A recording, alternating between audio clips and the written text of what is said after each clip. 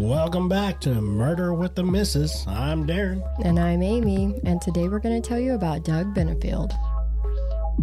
Don't forget to smash that like button and go and check us out on YouTube, Spotify, Apple Podcasts, Podbean, and Facebook. Like, share, subscribe, and don't forget to tell your friends. Welcome back, everybody. Look who we found. We got Haley. Now you get to see her face. It's just her copy and pasted. Yeah. So just real quick, we want to take a moment to thank our sponsors, our subscribers, and everybody who contributed Yes. to our podcast. Yes. Without you, it's not possible. 100%. 100%. All right. And all the comments are great. Yes, we try to answer as many comments as we can just to keep a connection with everybody. If we miss some, we'll get to them. Just give us some time. Yeah. But We anyway, appreciate them. on with the show. All right. We've introduced Miss Haley. Speaking of the comments, I like the ones that say bring back Haley. Of course you do. That's because it's your Nana. My biggest fan. Heyo. So what are we doing today? Doug Benefield. Doug? Yeah. So this is another high-profile case that ran alongside Sarah Boone's trial. This is also a trigger warning case. All probably are, but we'll be discussing domestic violence, animal cruelty, and accusations of child abuse and sexual assault. No big details, but it will be brought up, so safety first, as always. Yep. So if you can't handle it, We'll see you sorry next guys, time. we'll see you on the next one. 100% understandable. And I'll tell you up front that this is a case where Ashley Benefield shot her estranged husband, Doug. That was never questioned. So as you listen, you'll be deciding if you think she was justified in doing that. Nobody's perfect, so you're going to hear good and bad from both sides. And people are very split on this case, so feel free to leave your opinion below. And we're adults here, so there's no reason that we can't agree to disagree. And we like to hear what you have to say. Absolutely. Now, Doug was born in California in 1961. He graduated from Texas A&M University in 1994 with a degree in biology. He was a member of the Aggie Cowboys fraternity and was big into creating art. He painted murals and designed company logos. He went to be a flight officer in the Navy for 3 years and then into naval intelligence until he retired in 1999 as lieutenant commander. During that time, he did marry his first wife, but that only lasted for 6 months. Once he retired, he founded, owned, and operated a restaurant in Charleston, South Carolina, while he was also doing security and communication technology work for the government. Man, you want to talk about a busy man. Right. He was doing everything, all the stuff. Yeah. He did find time for love, though. In 1999, he married Renee, who would be referred to as the love of his life. She had 2 sons from a previous marriage, so Doug moved in with them and all was well. In 2001, they had a daughter together named Eva. It would be when Eva was 14, while Doug was traveling for work, that Eva came home from school and couldn't get into the house. She went around the house looking in and saw her mom. A neighbor had to get into the house for her, and they found out that Renee had passed away from an undiagnosed heart condition. So that just came out of nowhere? Yes. That's tough, especially for a small child. 14. That's a really, really tough age. Yeah.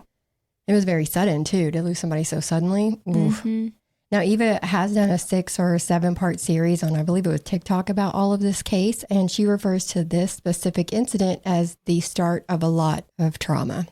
So that's understandable. Doug was a Christian, so he relied on his faith to help him be a single father. He was up at 5:30 in the morning studying scripture, and he would send Eva Bible verses every morning to start her day. He was active, working on his fitness. He told Eva that he would not remarry, but we all know that can change. His obituary says that he was widely recognized as a quantum physics expert and futuristic technologies creator. So smart. I'm like, I ate cereal this morning. Oh my gosh. Like, wow. He was also active in politics. And it was August 25th of 2016, so almost 9 months after Renee's passing, that Doug was in Palm Beach at Ben Carson's house. And this was after his campaign. And Doug met Ashley Byers. Now, Ashley was born in Texas in 1991. Wait, wasn't he born like in 61? Yeah. Yes. So there's a 30-year age gap. All right, go and get it. I mean, if that's your thing, go. Yeah. Well, Not to be hateful, but she might have been digging. I mean, there's some speculation there. Now, Ashley started dancing when she was just 8 years old in Maryland. She was an only child, and she went to online schooling her senior year of high school so that she could dance full time. She graduated from the Maryland Youth Ballet Program and did some performances along the East Coast. But in July of 2012, she married a fellow dancer. Now, they would get divorced in August of 2014. And it was a few months later that she tore her hamstring and retired from dancing. But all was not lost. She became a lingerie and swimsuit model. In 2015, she was at a campaign event when she caught Trump's eye. According to her journal, he offered her a job on the spot. She worked on campaigns, so she was at rallies, she was sleeping at Mar-a-Lago, and was flying around on his plane. Now, this might be a good time to mention that this is not a political channel, so don't lose focus here. Doug was a smitten kitten. She was good looking, a model, she loved God, politics, and she had a gun in her purse along with one in her bra. So She was strapped. she was the perfect woman You for him. never know when something's going to pop off. You got to be ready. Yep. Now, just 2 days after they met, Doug went to Israel for work for about a week. They called and texted while he was gone. Now, after 4 days, there were I love yous being thrown all over the place. On September 7th, he flew her to South Carolina and proposed. His ordained best friend married them. So if you're keeping a timeline, it was 13 days after they literally found out about each other's existence. And they're like, let's get married. But then throw in the fact that they only really communicated by text this whole time because he was in a whole nother country. So it just kind of, Haley, don't look at me like that. I'm sorry. I just realized that I watched Ava's whole story. It was like 2 years ago she did all this, right? Yeah. I watched the whole thing. Did She's you? funny. Yeah. She is a very, very lovely lady. So not only that, but that means that they got married the second time they met in person. Oh, gosh. I mean, break that down. And before you say, well, if you know, you know, let me finish the story. Some speculate that they did this so quickly because of Doug's religious beliefs, the no sex before marriage thing. And don't forget about Eva. She testified that Doug came into her room and said they needed to have a little conversation, all three of them. And Eva told him that the only time she would need to have a conversation was when he was planning on proposing. And that's when he told her they were already married. So, Well, that could have been handled better. yeah, he's like, oh, surprise. Doug works quick. Doug's Knows what fast. he wants. I mean, look at all the stuff he's already done. He's just like, on to the next. And it definitely could have been handled a better way, for sure. Eva had just experienced like the most traumatic event of her life. And then without warning, her dad marries someone that is only 9 years older than her. Hell, she was younger than Eva's half-brothers from her mom's previous marriage. And she would say that Ashley was nice at first. But she started twisting Eva's words and like telling Doug to get her in trouble. And then she would read Eva's diary and tell him, I mean, she was just doing things like that. Yeah, like a jealous best friend. Mm-hmm. So about a month after they got married, Ashley was going on a cruise with her mom, and they had already had that booked, so it was already happening. But Ashley wanted her friend to come too, so Doug paid for the friend to go.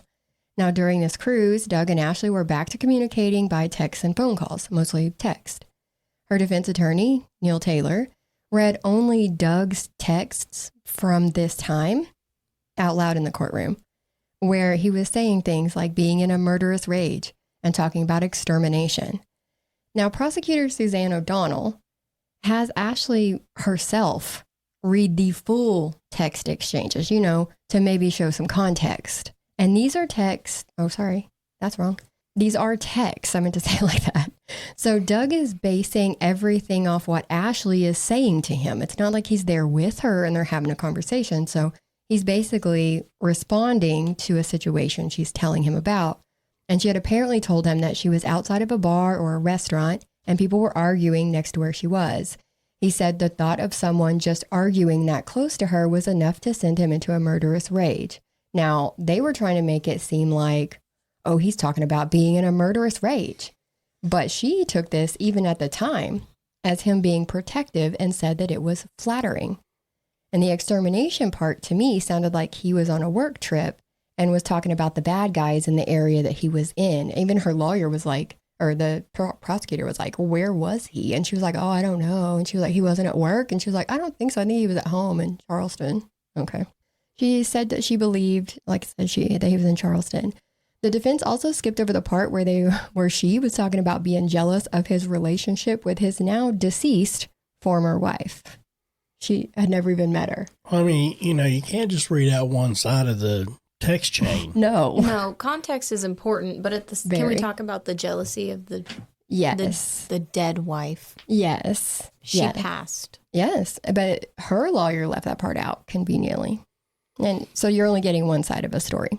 But Ashley said that this was around the time that things started to go south. After the cruise, Doug started criticizing her hair, criticizing her makeup, what she wore, everything about her. He would fly into fits of rage, but also wanted to make her dreams come true. She wanted to start up a ballet in Charleston, one that was all-inclusive. So all body types, all heights, all nationalities. And it sounds great. Doug starts pulling in funds. He's got his own money. He's got money from donors that he brought in through his business contacts. And Ashley says that her mom even contributed. But Ashley did admit that she did not fund any of this. None of her money went into her dream. But in 2017, the American National Ballet was founded. They had up to 40 dancers from all over the world that got work visas to come over and live the dream. They signed contracts and were promised things. They're not just going to come up here for nothing. At the end of June 2017, Ashley was upset. She had given Eva a shadow box for Christmas, and she had painted a seashell and put it inside. Now, Eva took the seashell out and put a rose from her mom's funeral inside the shadow box. Ashley goes to Doug, telling him that that was disrespectful and he needed to handle Eva. She admitted that she was hysterically crying on the floor. And she said that Doug just kept telling her to stop. He was stressed about getting the ballet up and running, stressed with all the stuff going on at home. Plus, he's still working a pretty important job. And she wouldn't stop. Her version of events was that they were arguing and the dog Sully got in between them. So Doug punched him so hard that it knocked him out. Well, that's not okay. Yeah. Oh my gosh, not the dog. Yeah, the dog. She also said that Doug came at her like he was going to hit her, so she ran for the door. He grabbed a gun and held it to his head, threatening to hurt himself and make her watch him do it. And then he fired a round off into the ceiling. So, And Doug had a different story. Oh, Doug had a different story. Yes. Now, there's been several court cases between the two, and in a deposition, Doug is asked about this incident. He says he was sitting at the table, trying to get Ashley to shut up. She wouldn't, so he picked up the gun off the table and fired it into the ceiling to get her to stop. So his version of events, he did not hold the gun to her head. He did not, Or to his head. Or to his head, yeah. None of that happened. So this is one of those things where you have to take away from it what you can, because they're going to be conflicting stories. And the incident with Sully, let me bring that up too. He said Sully was under the table at some point during all of this, and he tried to climb on Doug's lap because he's a protective dog. He's like family. And Doug was wearing shorts, so he was being scratched. So he's arguing with her. She's hysterically crying. He's shooting guns in the air. We only shot once. But on top of all that, this is going on. And he said he didn't realize it was a hit. He meant to push Sully off, but in his frustration, it probably came out stronger than he wanted it to.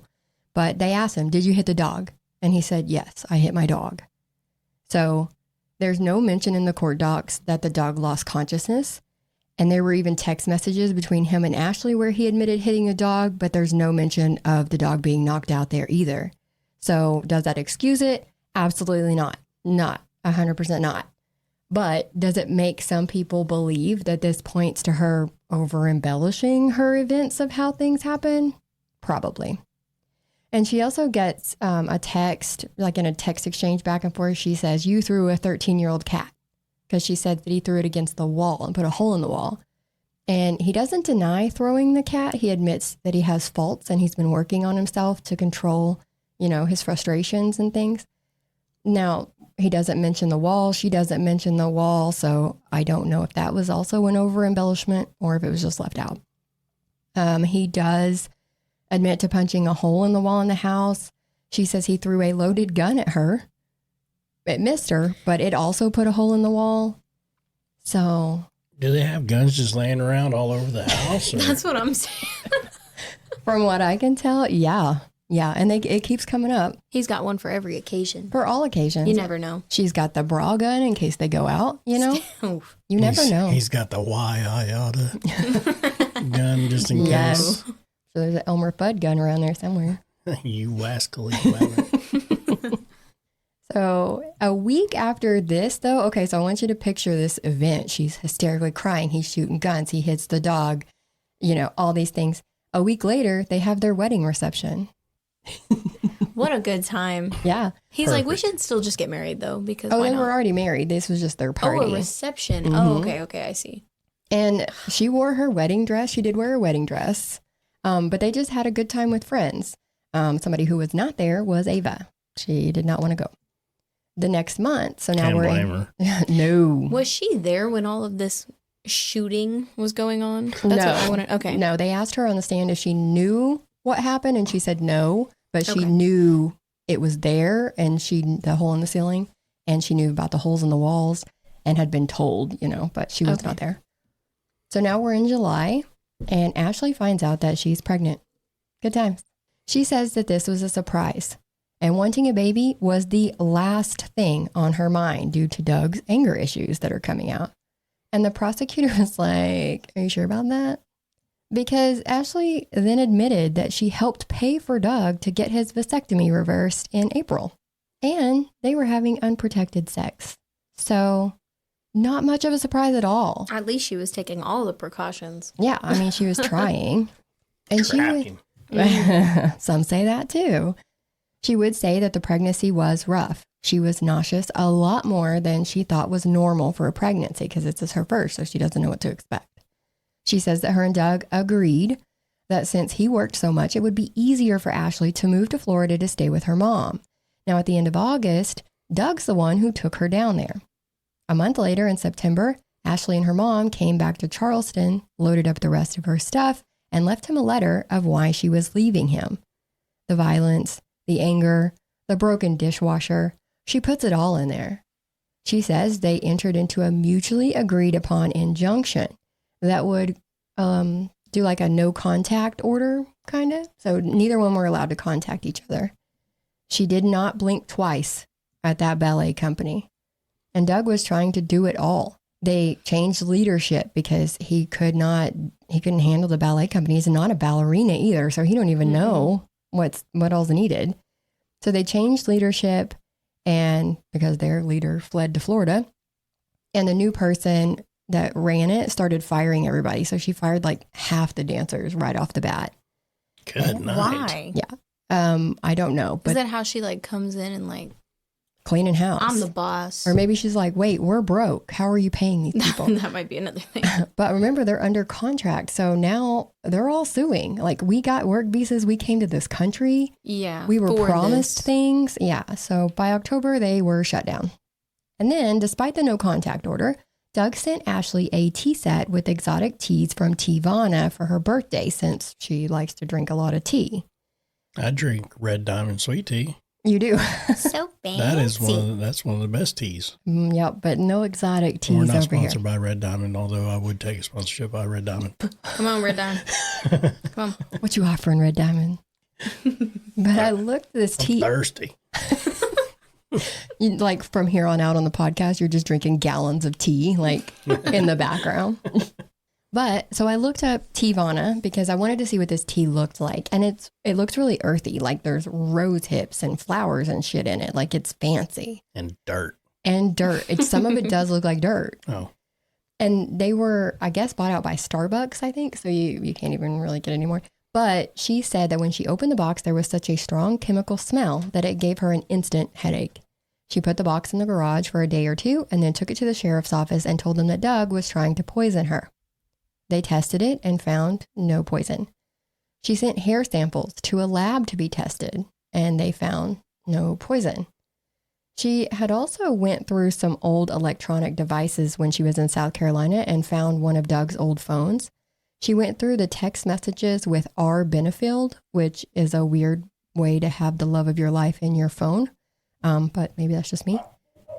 There's the dogs on cue every time. Yeah, she's always about midway. Yeah. Pugsley, that's my They're pug. like, are you done yet? Why did I say that in an accent just because you did? I'm being influenced. But she took a picture of a text from Renee to Doug where she says that Doug kicked her really hard on their wedding night. So if you throw in that, plus the belief that she now thinks Doug is trying to poison her, this would later prompt Ashley and her mom to pull Eva aside and tell her that they think Doug had something to do with her mom's death. Okay, hang on. Because she died of a heart condition, right? Yes, 75% of one of her arteries was blocked from what I've seen. And she didn't have any high levels of anything in her system that might have caused that. You know what I mean? It was definitely just a thing. So this didn't go over well, but what do you do? What do you do? What do you do? And now let's take a quick break for a word from our sponsors. Do you live in an apartment? Are you having to go to the laundromat to get questionable stains out of your linens? And tired of getting the side eye because of it? We have the solution. MyLaundrySolutions.com. To be exact, the #1 choice for washer and dryer rental. Ask your leasing office or schedule online. Servicing areas in Tulsa, Oklahoma, Springfield and Joplin, Missouri, Little Rock, Arkansas, Sherman, Dallas, Houston, and Lubbock, Texas. No credit check, free service. Your account is available online and they professionally install. Check out MyLaundrySolutions.com or call 800-535-4411 today to stop airing out your dirty laundry in public. Don't miss out on a great deal. Yeah, check out My Laundry Solutions. All right. Now, Doug knew that Ashley's due date was April 8th. So in March, he hired a lawyer to draft a letter to Ashley saying he wanted to be there for the birth of the baby. But if she didn't want him there, he respected her space. The lawyer emailed that letter at 9:59 a.m. on March 15th. Every so often, she would scan through the court docket, and she saw that on April 23rd, Ashley had filed a petition for protection for domestic violence. In this petition, she was requesting that Doug's parental rights be terminated, and the document showed the baby's name and birth date. And this is how Doug found out that his daughter had been born. She had checked herself into the hospital on March 16th, which was the day after the lawyer had emailed her that letter. And she told the hospital staff that when Doug found out that she was pregnant, he hit her and locked her in a room back in South Carolina. So they had her listed under her middle name, Christina. There was no father listed on the birth certificate, and she gave the baby her grandfather's last name. Also, this wasn't allowed to be brought up in court, but after the baby was born, Ashley and the baby spent 26 consecutive days for a total of 40 hours in a hyperbaric chamber to detox their bodies of all those heavy metals that she believed Doug had been poisoning them with. Wow. Hang on. They let her put her baby in a hyperbaric chamber? They did. Oh my gosh. Yeah, it happened. Yeah. I'm baffled. Sorry. I've got a picture of it. Oh I'm my just saying, you gosh. can find pictures online. So, with the injunction in South Carolina reaching its 6-month expiration, she had to file a new one in Florida. The judge looked at the domestic violence allegations and the poisoning allegations and saw that neither could be proven after they were investigated. She said there was no scintilla of proof to back any of it up. She also mentioned that Ashley was able to turn on the tears when she wanted to. Now, at her criminal trial, we would find out that the doctor did confirm that she had been diagnosed with histrionic personality disorder, which kind of fits. This someone who seeks attention, talks dramatically, has rapid changing emotions, and they exaggerate everything. But the judge gave Doug visitation because there was nothing to prove any of what she was saying. A couple of days later, Doug and his lawyer met Ashley at the sheriff's office for drop-off. Ashley got out of the car asking, "Are you dating her?" Talking about his lawyer. Why should she care? Honestly. But she strapped the car seat into Doug's truck and all three of them left for visitation. So Ashley went with them? Yeah. All right. Why should Doug get to see the baby by himself? This started a time of peace for some reason. Doug had got, why do I want to say Ava? Doug had got Eva an apartment in South Carolina, and he was renting an apartment in Florida to be closer to the baby and Ashley. Now, within a week of the first visit, Doug and Ashley signed a document to extend his allowed time with the baby. His lawyer pointed out that they were in publications like Vanity Fair because they were going to events, just Doug and Ashley. And they were trying to make it work, apparently. She says that he told her that he was moving in with her and her mom. He didn't ask. He told her. And they even set a date for him to move in. So prosecution's like, well, why are you allowing this? If you don't want him there, why are you going along with it? But she said that she was just doing it to appease. That's her big thing. But Ashley ghosted him on moving day. So the date that they set for him to move in, she stopped answering her phone. She wouldn't let him in the house.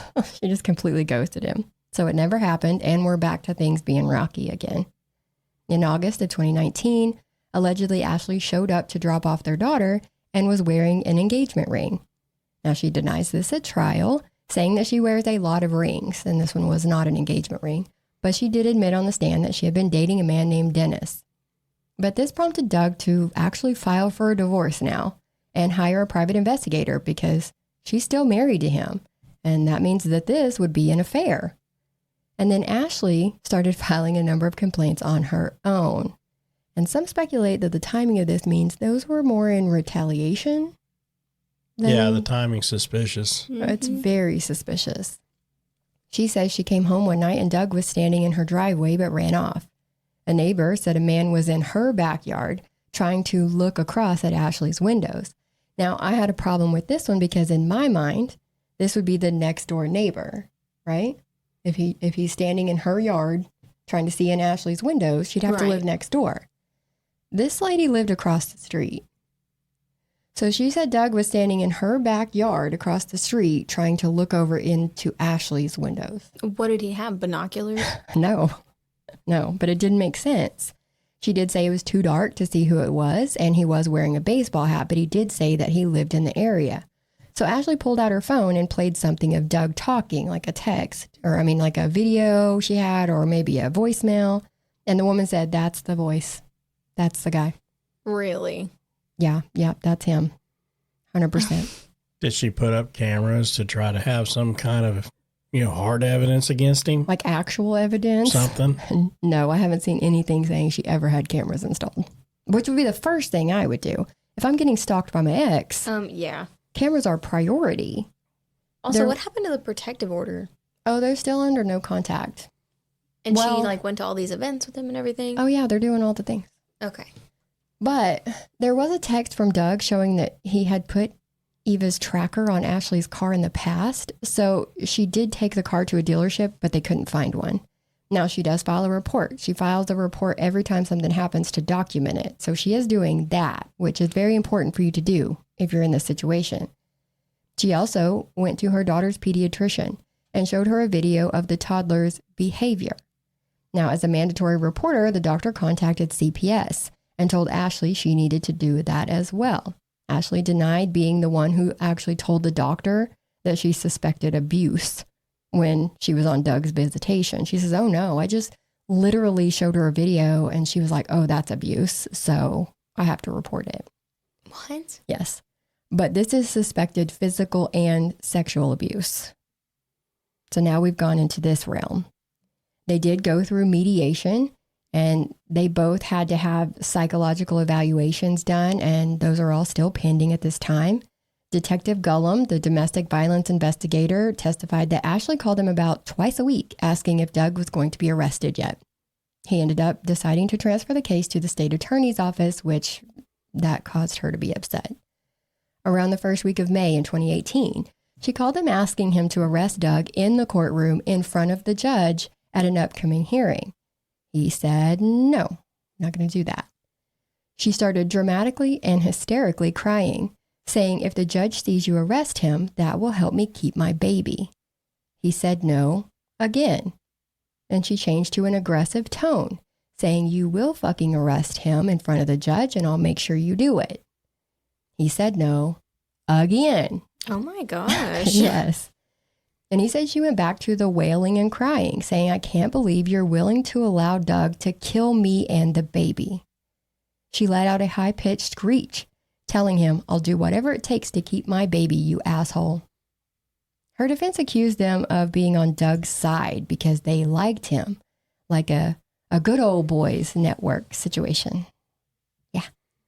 Yeah, but I mean, every judge, cop, investigator, in South Carolina and Florida. Yeah, because these are 2 states we're going through. Yeah, everybody. Okay.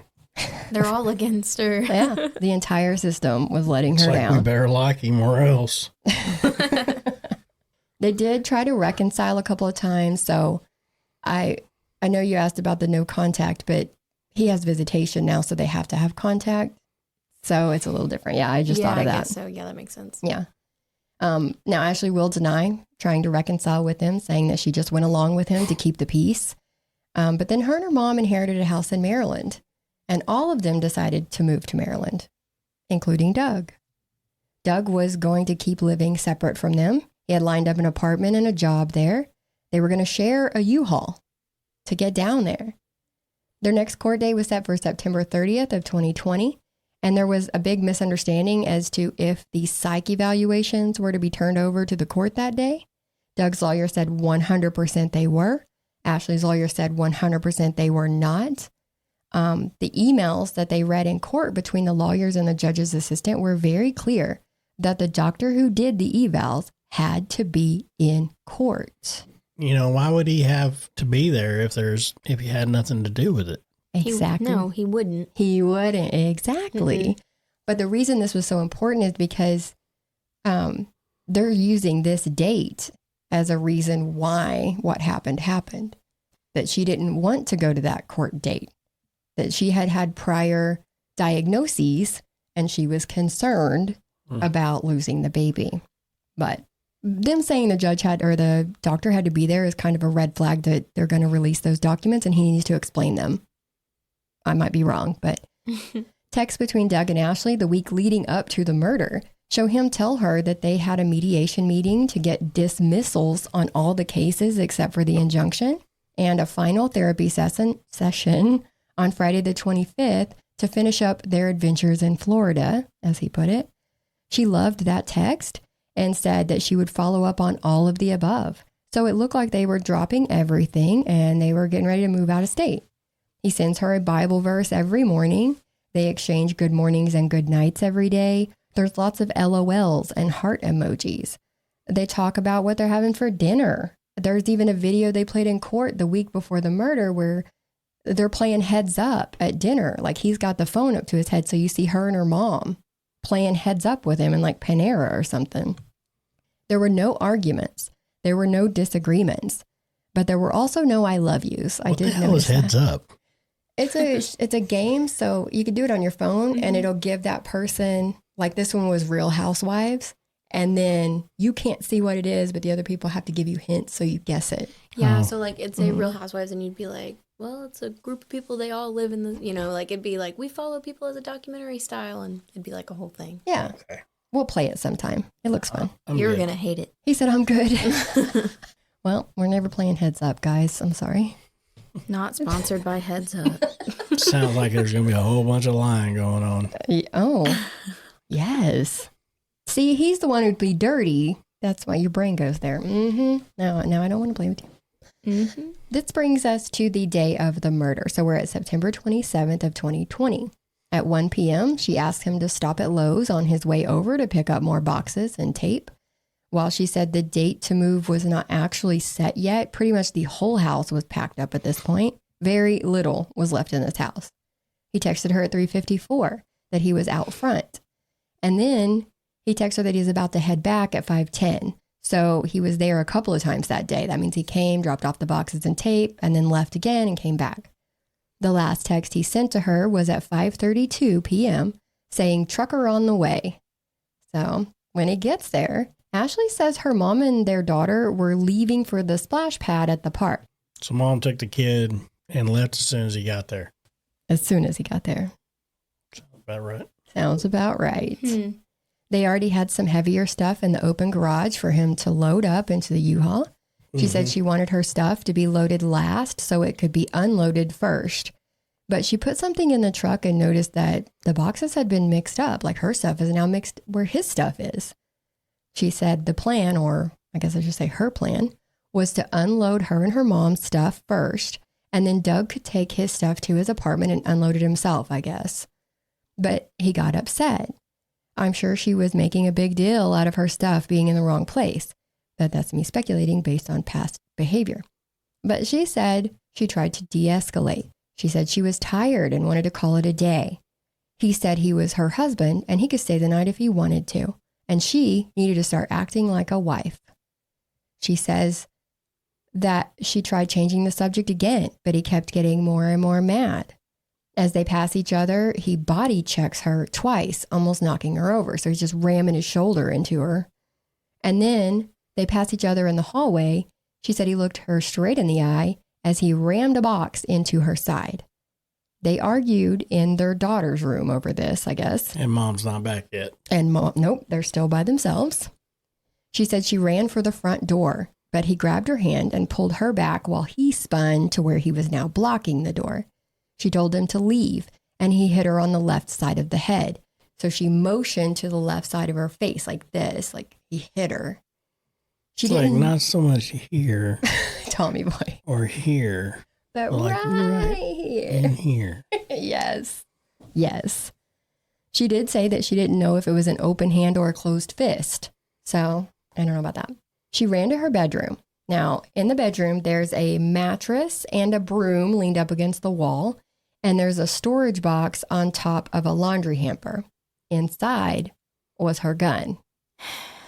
Okay, of course there was. There are guns everywhere. Of course. Why wouldn't there be one in there? We have nowhere to sleep. Gosh. I'm surprised she didn't get her bra gun out. It's like go into the bedroom. Oh, broom leaned up against the door. No, not fast enough. No. Oh, let's go to the box where the gun is. So I have to open the box and then get the gun, make sure it's loaded, and get out there. Protect myself. That's another thing is I'm a little worried for why all these guns, like none of them have the safety on. We're about to get into more. Oh, God. Yeah. So she grabs the gun and she hears the door behind her fling open and hit the doorstop. So she did have time to shut the door when she ran in.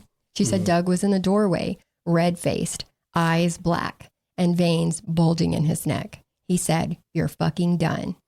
She held the gun in front of her and said, "Stop."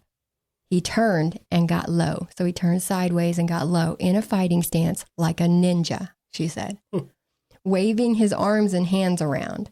Now, she asked him, or the prosecutor would ask her to reenact it. Yes. And she was literally like this.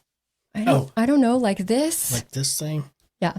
Yeah. It looked ridiculous. Oh, no, but I know. You know, like jujitsu. Domo. Yes. So. Domo. Stop. Oh my God. You mentioned jujitsu. Ava is actually a black belt in Taekwondo. Oh, so okay. they did do things like that. So, okay. So he's waving his hands and arms around. He's turned sideways in his fighting stance and crouched low, but then he lunges at her and she started pulling the trigger. He kept coming and she kept shooting until she saw his legs fly up in the air, like up. She said almost like he had slipped on something and his feet just came up. Yeah. Was it blood? Nope. Oh my gosh. He kept, like I said, she ran out of the house where she was seen by two people walking their dog. And I mention that because they heard the gunshots. And as they were backing away, like, we don't want to be there, they saw her run out of the house. And there was some speculation that she waited like 15 minutes or so to make sure he would die before she ran for help. So this couple was able to say, no, it was very quickly after the gunshots that we saw her run out. Like it was very quickly. She ran to neighbor John's house and he called 911. I want to invite this man over for Christmas. He's the sweetest guy. In court, they said that this was at 6 p.m., but that would mean that all this happened in less than 30 minutes of him getting there. Everywhere else, it's reported as the 911 call was made at 7 p.m., which would give you like an hour and a half. John remembers her being hysterical, but not crying. But he said after hearing the 911 call now, she had to have been crying because of the noises he can hear her making in the background. and she had told him that Doug attacked her and she shot him, but she would not get on the phone to the 911 dispatcher herself at all. Well, that's interesting. One of the many things that can be taken in more than one way. Yes, because even he's like, what's your phone number, honey? She will not answer. All you can hear is her gasping every once in a while for like some air. What? In the background, yeah. So sweet neighbor John says there's no visible marks on her. There's no blood. There's no rips or tears on her clothes. And the cops would later say basically the same thing. She was wearing a sports bra, shorts, and sneakers. Like that's literally all she had on. Someone did give her a t-shirt because she had one on in the police videos when she's at the station. And it might have been that first lawyer of hers that showed up before she even got there. They did take pictures at the police station that night, and then they took more 3 days later to see if any bruises pop up, but there were none either time. She did have a couple of scratches on her right side and one on her right rib cage up by her bra line. She had the gun with her, so she took it to the neighbor's house with her, so they were able to get that right away. EMS got there and took Doug to the hospital, and he did pass away at the hospital. So he was, they don't really know how long he was actually alive in there, but nobody helped him until it was too late.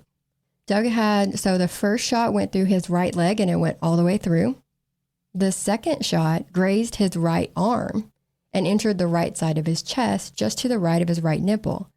It entered and hit the 5th rib, then the right lung, the 10th vertebral body of the spine, then the left lung, the 10th rib, and it finally stopped in the tissue of his back. Oh my gosh. Yes. She was arrested on November 4th. Bond was set at $100,000. She bonded out after 2 weeks and was out on bond the whole time. All the cases between her and Doug were dismissed, of course. She did have a stand your ground trial in July of 2023 to see if she qualified for that, but she lost. She did not. So they went to trial July 23rd of 2024, and she was being tried for second-degree murder. So almost 4 years later. Yeah, they had a lot to get through before she could actually get to trial. Yeah. Now, she does have a horde of supporters. Lots of people back her. They protested the courthouse, including her 6-year-old daughter, who carried a sign saying, "Keep my mommy free." So some people say that the hyperbaric chamber and now the protesting could be considered child abuse. Now, that's not for me to decide, but that really raises a lot of eyebrows for people. So just throwing that out there. So there's a lot of questions that really can't be answered. Was that fighting stance him getting ready to attack, or was he holding his hands up in the universal sign for, oh, whoa, what you doing with that gun? Yeah. Or please don't shoot me. Don't shoot me. Yes, please. Exactly. Okay. Why? Unarmed. Unarmed. Yes. So why would her mom leave her alone with a man who had allegedly been poisoning her and sexually abusing his daughter? Exactly. That's another thing. I'll be damned if I leave you alone with somebody I know is trying to hurt you. Police, here you go, Haley. Police found a loaded gun in her backpack that she used as a purse.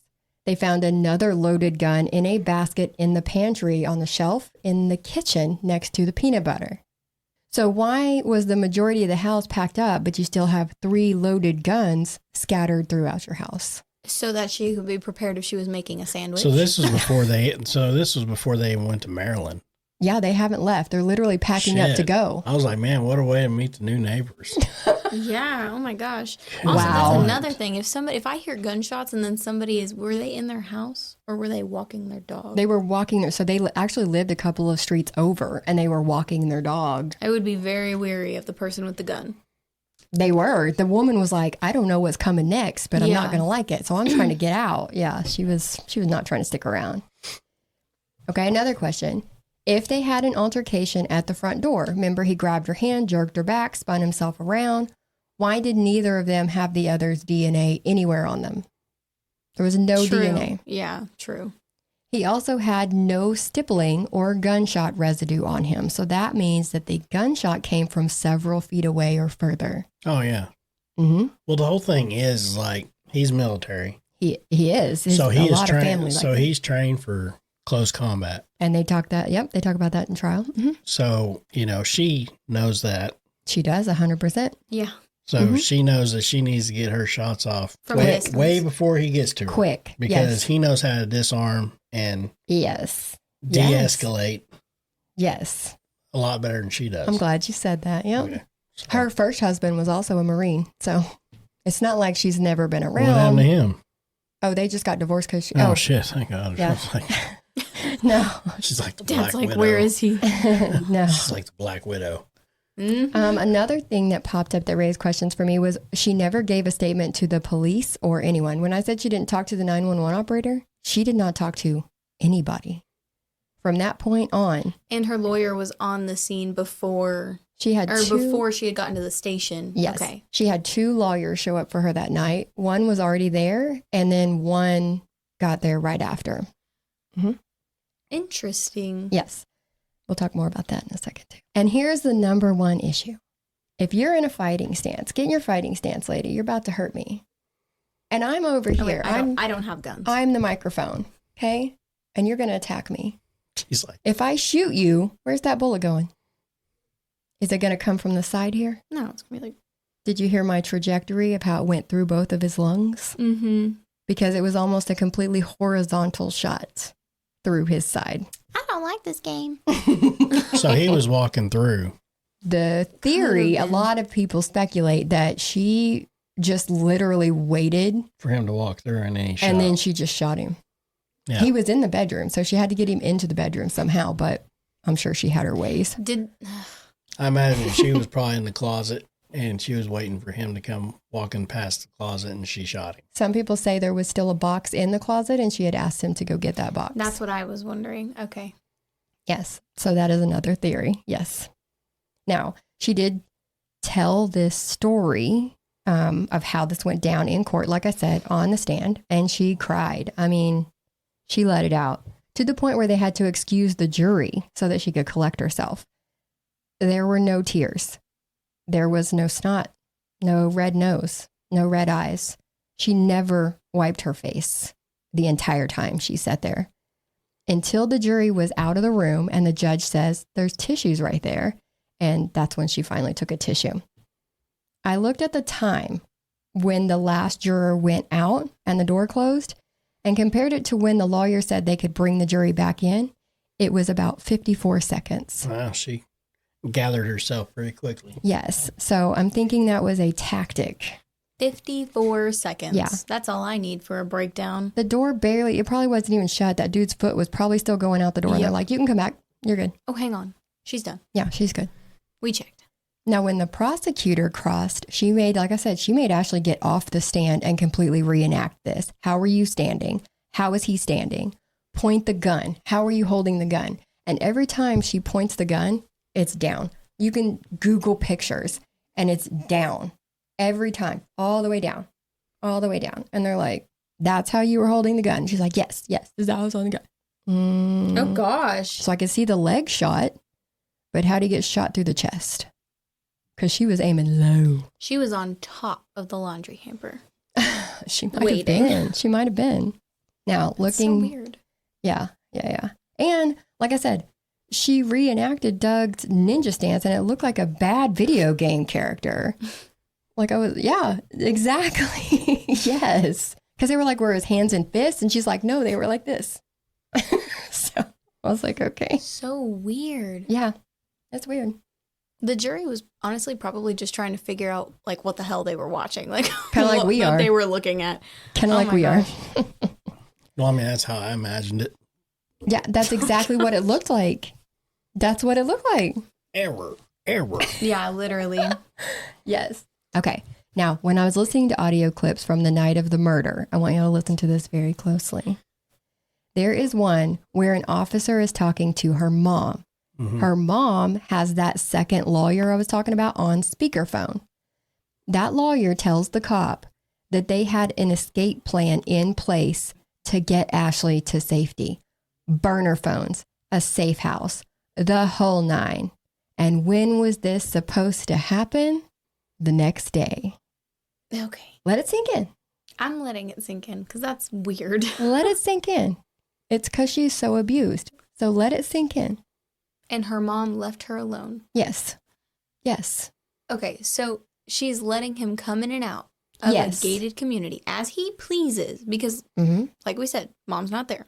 Well, plus he's been coming in and out helping him pack for a week.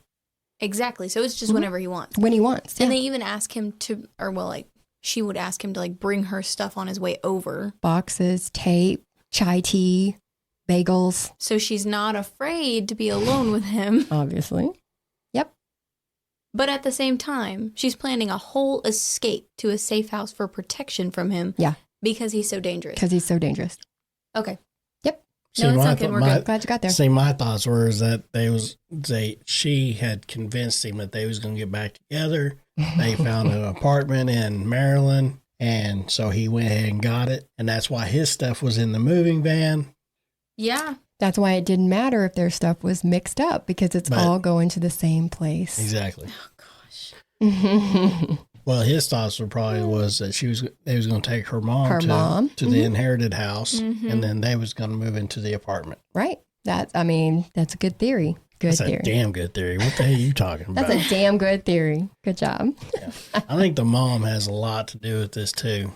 I think there's no way she doesn't, to be honest with you. Planning it out and stuff like this. I mean, what's the background on the mama? There's not a lot of background on the mama, except she's a single mom. Oh, yeah. Ashley was an only child. Okay. What happened to the dad? I don't know anything about the dad. Yeah, I don't know anything about the dad. But I will say, if I have to watch that heads up video of them in the restaurant one more time and watch her mom open mouth chew. Oh, gosh. She's that person. Oh, my gosh. She's a monster. She's that person. Someone please. I was so over it. I was done. Anyways, none of this was brought up in court. The part about them having a safe plan and getting her, none of that was brought up in court because it wasn't a DV case. It wasn't about that. It was about that night and what happened. And so there were certain things they couldn't bring in, and certain things did weasel their way in because of her lawyer. Now, it also didn't come out that she had been married before. Remember, we mentioned that at the beginning. I told y'all she was married. The marriage ended because she had an affair.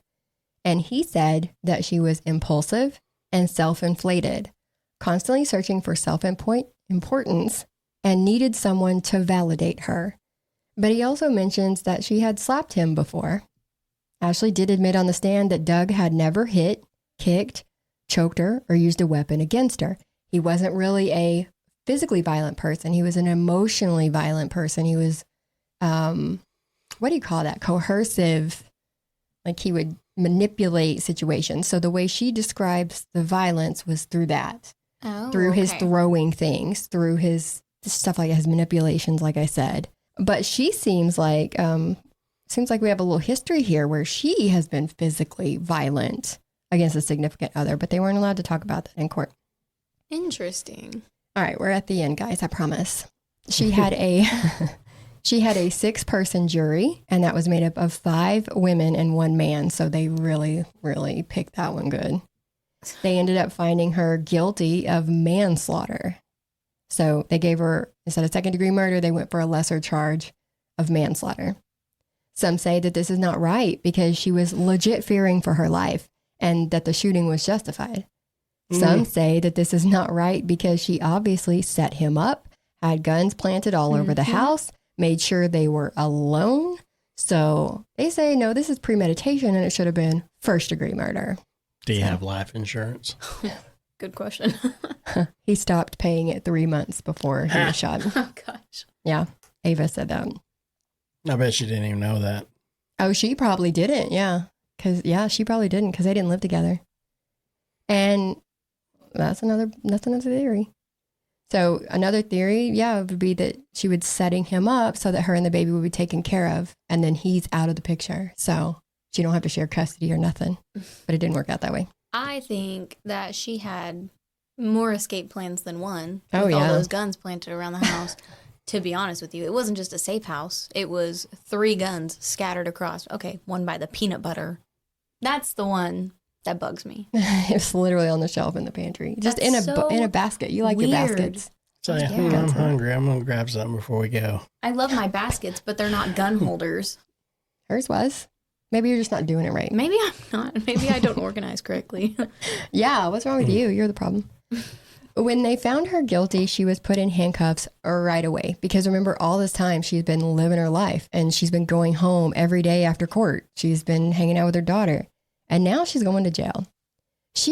When they put them handcuffs on her, she walked so fast that the cops couldn't keep up with her to get out of that room. And I don't know if it was because she was pissed off. Embarrassed? She's big mad. I didn't know. She didn't want to. So when she was on the stand, Eva's eyes were like laser focused on her. Mm-hmm. Yeah. I was like, oh, maybe she don't want to look at Eva's eyes because, woo. She might have been trying to walk out as fast as she could, so you couldn't get very many pictures of her in handcuffs. Oh, that's true too. She's very big. Go Eva for the... Oh, I liked that. Yeah. I was watching the whole time like, hey, give it to her. Yeah. Now, Sarah Boone was sentenced on December 2nd of 2024, and Ashley was sentenced the next day on December 3rd. She got 20 years in prison, followed by a 20-year probation area where she has to go see a therapist or a psychologist. She has to be evaluated again. And the prosecutors made sure that the judge put in the order that she cannot be... Is it 20-year probation or 10-year probation? 10, did I say 20? I think so. It's a 20-year prison term with 10 years probation. Okay. After. I was like, that didn't make any sense to be 20 and 20. Yeah, 20 and 20. Let's just Serve double your them up. time. Did she... either way, she should be in there for longer. I agree. I agree what she too. did. I agree. Did she cry when she didn't win? Oh, not even a little bit. Not even. She didn't even pretend. She's like, Mom, it didn't work. Yeah.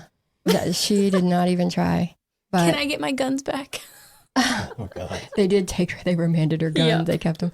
But yeah, so that was it. I know that was a longer one. Thanks for putting up with us. And they did say that they have recently moved, not to get off Sarah Boone, to another facility, a sorting facility, to get her moved to where the hell she's going for good. She's getting her Harry Potter hat put on, and they're going to find out where she's going. Yeah. She's going to see what sorting hat. She's going to see if she belongs to Slytherin. Azkaban for you. Yeah, lady. Anyways, we appreciate you guys. Yeah. Haley, thanks for saying. Yeah.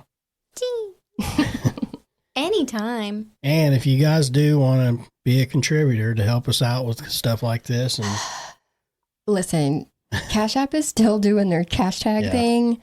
So if you do go to Cash App, it's danda.truecrime@gmail.com. Nope, not that one. Spell it out, A-N-D.